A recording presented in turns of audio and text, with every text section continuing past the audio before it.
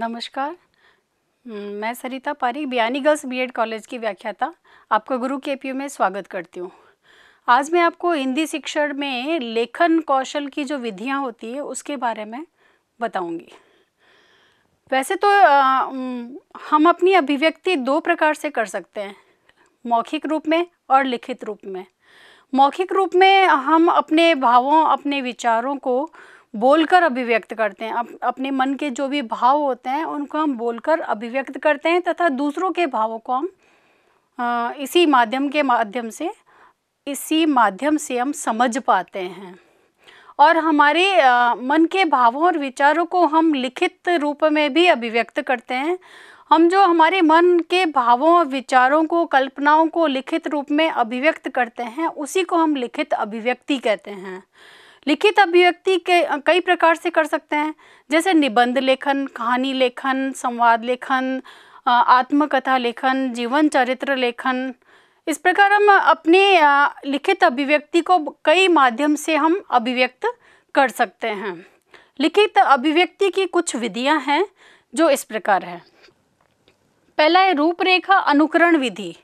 रूपरेखा अनुकरण विधि में अध्यापक के द्वारा बच्चों को उनकी कॉपी के अंदर एक पंक्ति लिख दी जाती है और बच्चे उसको देखकर उसकी रचना करते हैं, वैसा ही बनाने का प्रयास करते हैं, जिससे कि उनको वो वर्ण, वो शब्द लिखना आ जाता है और बहुत सुंदर तरीके से लिखना आ जाता है।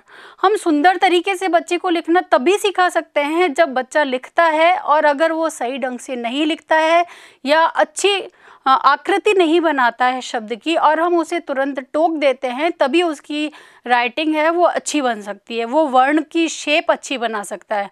अन्यथा वो अगर हम उसको नहीं टोकेंगे तो उसकी राइटिंग कभी भी अच्छी नहीं बनेगी, क्योंकि वो सिर्फ उसको एक काम पूरा करने का उद्देश्य लेकर उसको पूर्ण कर लेगा।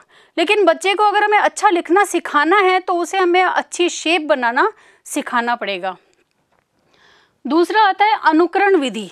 अनुकरण विधि में श्यामपट्ट पर टीचर है वो प्रश्न लिखता है या प्रश्नों के उत्तर लिखता है और बच्चे उसको देखकर अपनी नोटबुक में लिखते हैं, अर्थात वो टीचर का लिखा हुआ है उसका अनुकरण करते हैं।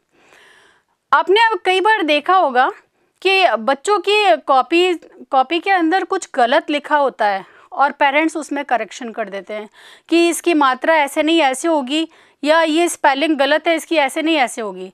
लेकिन बच्चा उस चीज़ को स्वीकार नहीं करता है। बच्चा कहता है नहीं, मेरे टीचर ने ये बताया है वो सही है। पेरेंट्स को वो गलत बताता है और टीचर को सही बताता है। अतः इस बात से ये निष्कर्ष निकलता है कि बच्चे अपने टीचर को कितना फॉलो करते हैं। तो टीचर को श्यामपट्ट पर सही लिखना चाहिए। टीचर जो सिखाता है बच्चे उसी को सही मानते हैं। अतः टीचर को बोर्ड पर लिखते समय यह ध्यान रखना चाहिए कि वो स्पष्ट लिखे, सुंदर लिखे, सुडौल लिखे और शुद्ध लिखे, ताकि बच्चे भी वैसा ही सीखे। तीसरा है मॉन्टेंसरी विधि।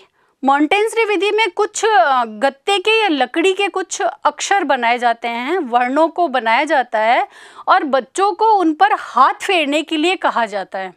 बार बार हाथ फेरते फेरते बच्चे का हाथ उसमें सध जाता है, वो उसमें दक्ष हो जाता है और उसके पश्चात बच्चे को स्वयं लिखने के लिए बोलना चाहिए, जिससे कि वो वर्ण लिखना सीख जाता है। उसके पश्चात उसको हाथ में पेंसिल देकर जो लकड़ी से या गत्ते से बना हुआ वर्ण है उस पर उस पेंसिल को फेरना सिखाया जाना चाहिए, जिससे कि उस कटिंग किए हुए उस वर्ण के नीचे एक प्लेन पेपर लगा दिया जाता है। जब बच्चा उसके ऊपर पेंसिल फेरता है उस शेप में, तो वो नीचे प्लेन पेपर पर छप जाता है और बच्चा बहुत सुंदर वर्ण बनाना सीख जाता है। इस प्रकार मॉन्टेंसरी विधि के माध्यम से हम बच्चों की राइटिंग को बहुत अच्छा बना सकते हैं। फिर है जैकोटॉट प्रणाली। जैकोटॉट प्रणाली के अंदर बोर्ड पर एक वाक्य लिख दिया जाता है। उस वाक्य को बोर्ड से देखकर अपनी नोटबुक में लिखने का आदेश अध्यापक देता है और बच्चे उसको देख कर एक एक शब्द को देखकर अपनी उत्तर पुस्तिका में लिखते हैं। लिखने के पश्चात उनको ये आदेश दिया जाता है कि आपने जो कॉपी में लिखा है उसको बोर्ड पर लिखा हुआ है उससे मैच कीजिए। तो बच्चे अपनी कॉपी में लिखे हुए को बोर्ड से मैच करते हैं तो अपनी अशुद्धि स्वयं निकाल लेते हैं और उन्हें अपनी गलती का पता लग जाता है। स्वयं ही अपनी लिखे हुए वाक्य में वो संशोधन कर सकते हैं। इस प्रकार बच्चों को स्वयं अपनी गलती सुधारने का अवसर मिलता है। फिर है पेस्टोलॉजी की रचनात्मक प्रणाली। पेस्टोलॉजी की रचनात्मक प्रणाली में कुछ शब्द होते हैं, उन शब्दों को जोड़कर बनाया जाता है, लेकिन बच्चों को रचनात्मक प्रणाली के माध्यम से सिखाने के लिए उन शब्दों के टुकड़े कर दिए जाते हैं, उन वर्णों को अलग अलग कर दिया जाता है और फिर से बच्चों को आदेश दिया जाता है, सामने उनके एक पिक्चर लगा दी जाती है कि इस पिक्चर को देखें और देखकर उस शब्द को बनाएं। उसके पिक्चर के नीचे एक शब्द भी लिखा होता है और उस शब्द को पढ़कर और वैसा ही उसमें से उन टुकड़ों में से ढूंढकर वो शब्द बनाने के लिए बच्चों को कहा जाता है। इस प्रकार रचनात्मक प्रणाली के माध्यम से बच्चे वर्ण को और शब्द को बनाना सीख जाते हैं। नेक्स्ट है चित्र विधि।